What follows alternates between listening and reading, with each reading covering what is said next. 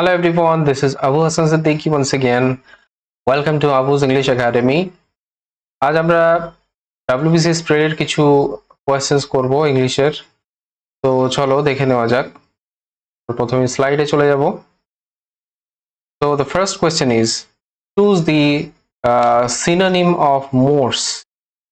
Sorry, it's morose. The right pronunciation will be morose. Okay. তো synonym choose করতে বলেছে morose এর। So what would be the right synonym of morose?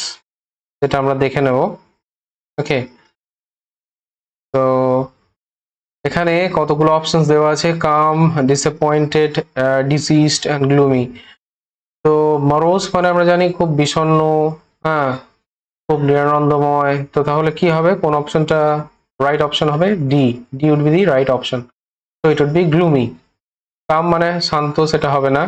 Disappointed হতাশ হয়ে যাওয়া, সেটাও হবে না। ডিজিজডও হবে না।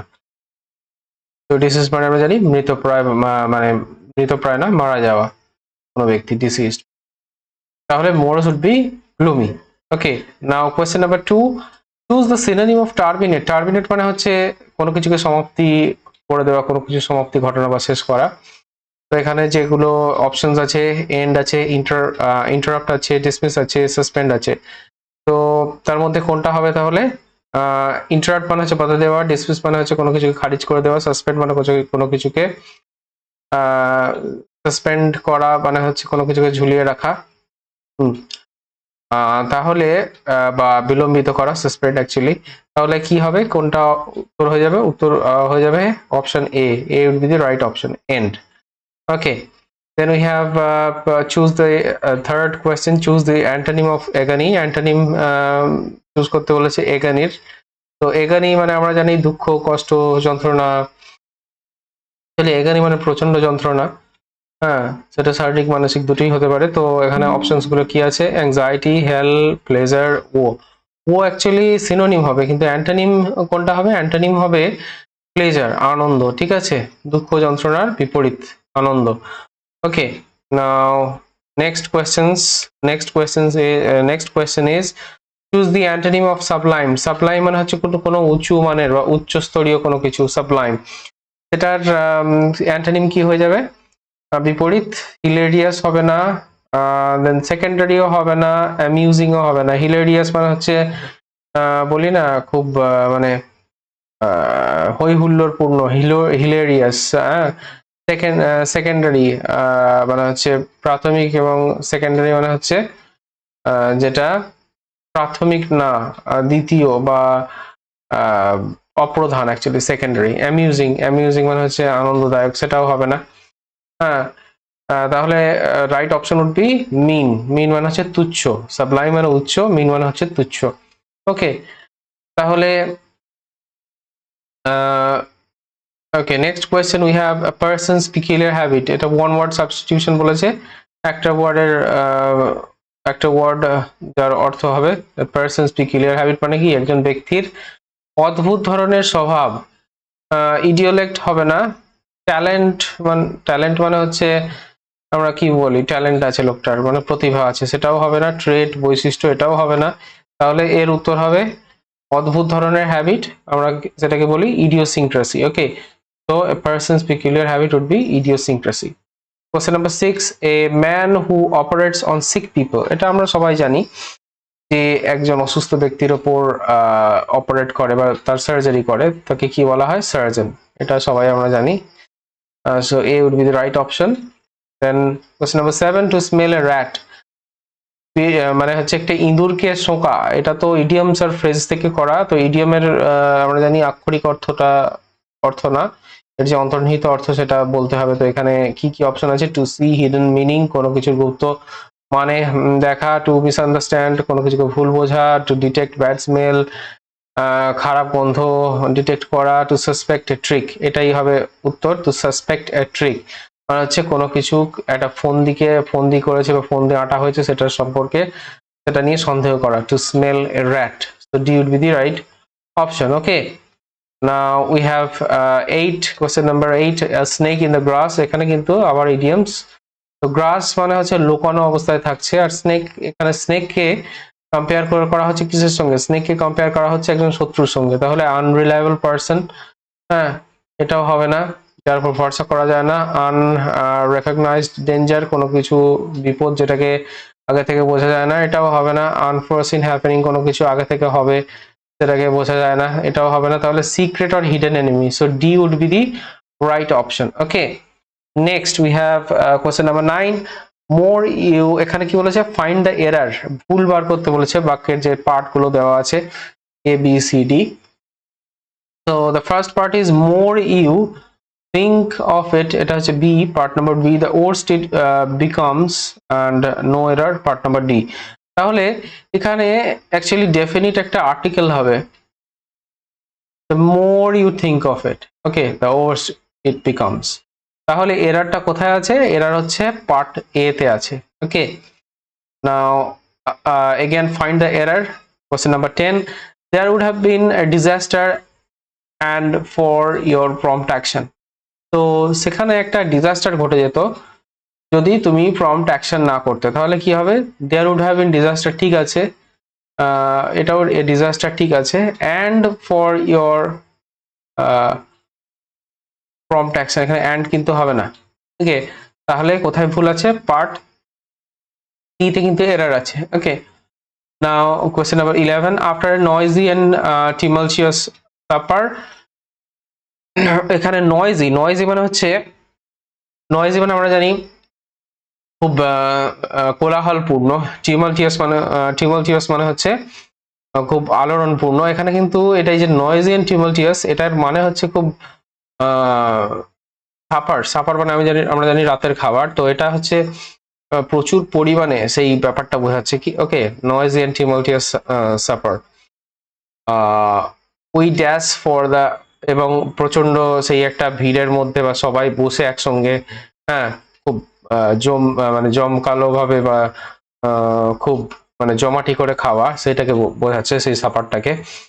We dash for the day, আমরা বিদায় নিলাম।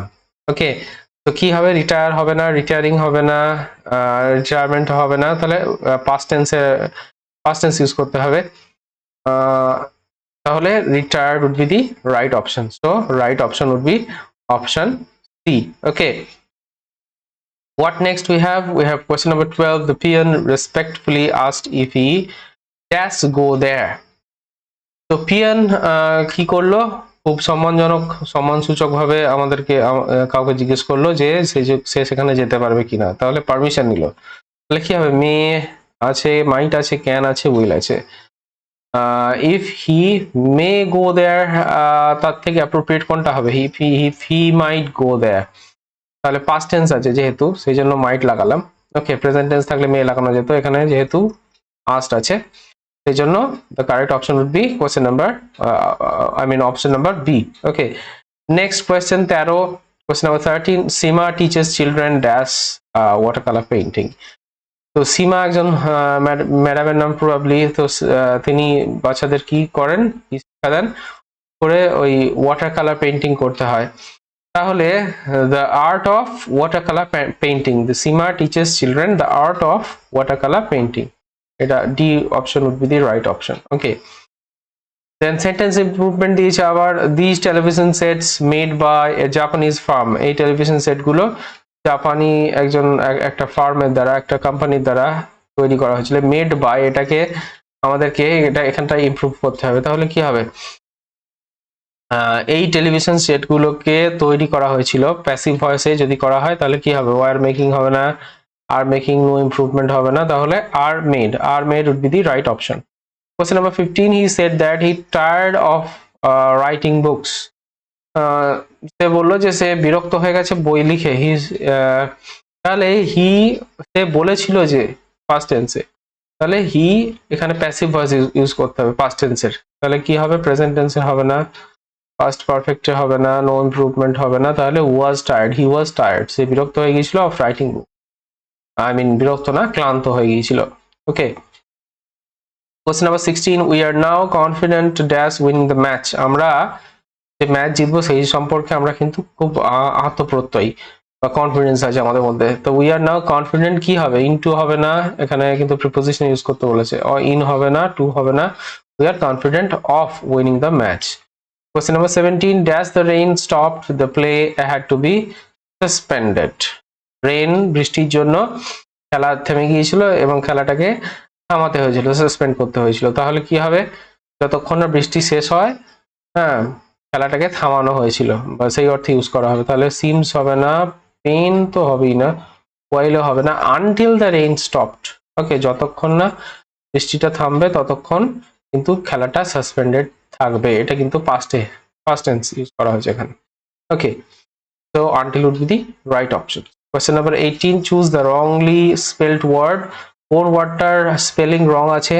জেনুইন ঠিক আছে, চ্যারিটেবল এটাও ঠিক আছে, নটোরিয়াস ঠিক আছে, কম্প্যাশন PSSION এটা কিন্তু ভুল আছে। ওকে, তো এটা কিন্তু ভুল আছে, যদিও ভুল আছে, D would be the right option actually. হ্যাঁ, ঠিক আছে। 19, choose the wrongly spelled word, আবার দেওয়া আছে, স্পেলিং চেক করতে বলেছে, headache, council, essential, covered. Council ঠিক আছে, কাভার্ড ঠিক আছে, এসেনশিয়ালও ঠিক আছে। হেডেক কিন্তু এখানে এটা কিন্তু রং আছে, দেখো এখানে HEADACHE হতো, ওকে, ই না। তাহলে right option would be option A, এটা কিন্তু রং আছে। Question number 20, choose the wrongly spelled word, আবার দিয়েছে wrongly spelled word, sluggish, inert, sinister, projectile। sluggish ঠিক আছে, inert ঠিক আছে, sinister ঠিক আছে, projectile, এই projectile ওয়ার্ডটা কিন্তু এখানে রং আছে, so the right answer would be option D.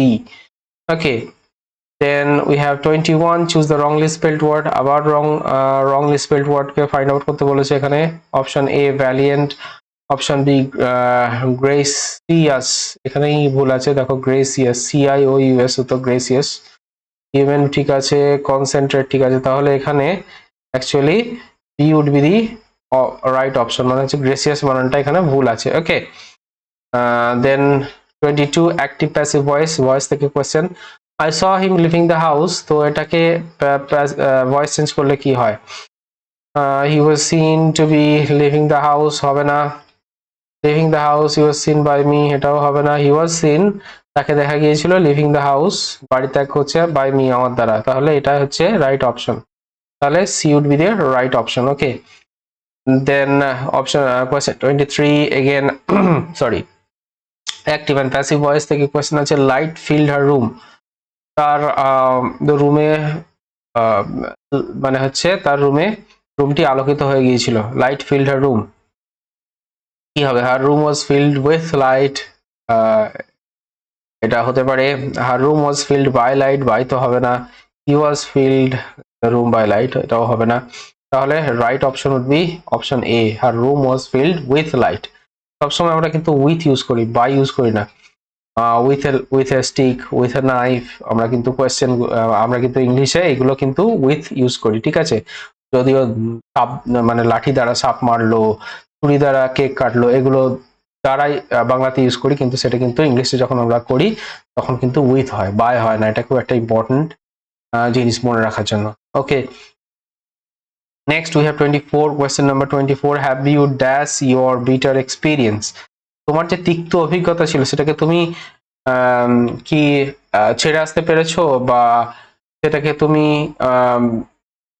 সেই যে তিক্ত অভিজ্ঞতা সেটাকে কি তুমি অতিক্রম করতে পেরেছো মানসিকভাবে? তো তাহলে এখানে কি হবে, have you got after, got about, got off, এটা একটা phrasal verb, actually got over হবে, গেট ওভার মানে কোনো কিছুকে মানসিকভাবে তাকে অতিক্রম করা বা কোনো কিছুকে সারপাস করে সামনে আসা, ঠিক আছে। তাহলে got over would be the correct option. Okay, now we have the last one, I think. Yes, this is the last question. Please dash your dog when visitors come. তোমার কুকুরকে কি করবে যখন ভিজিটাররা আসে, যারা ভিজিট করতে আসে তার তখন তোমার কুকুরকে ধরে রাখবে, ঠিক আছে। তাহলে হোল্ড অফ না, হোল্ড ওভারও হবে না, হোল্ড আপও হবে না, এখানে কিন্তু ফ্রেজাল ভার্বটাই ফ্রেজাল ভার্ব, এটা কোয়েশ্চেন ফ্রেজাল ভার্বের, তাহলে hold down. Okay, please hold down your dog when visitors come. Okay, so it's ডান। তো আজ আমরা এই 25টি কোয়েশ্চেন্স করলাম। WBCS প্রিলির জন্য আশা করি হেল্প হবে অনেকটাই আপনাদের। তো কোয়েশ্চেনগুলো যথাযথ উত্তর আমি দেওয়ার চেষ্টা করেছি এবং এক্সপ্লেন করারও চেষ্টা করেছি। কোথায় যদি ভুল ত্রুটি হয়ে থাকে তাহলে প্লিজ ভুল ত্রুটি মার্জনীয়। And if you like the video, please do subscribe to my channel and please hit the like button. Thank you so much.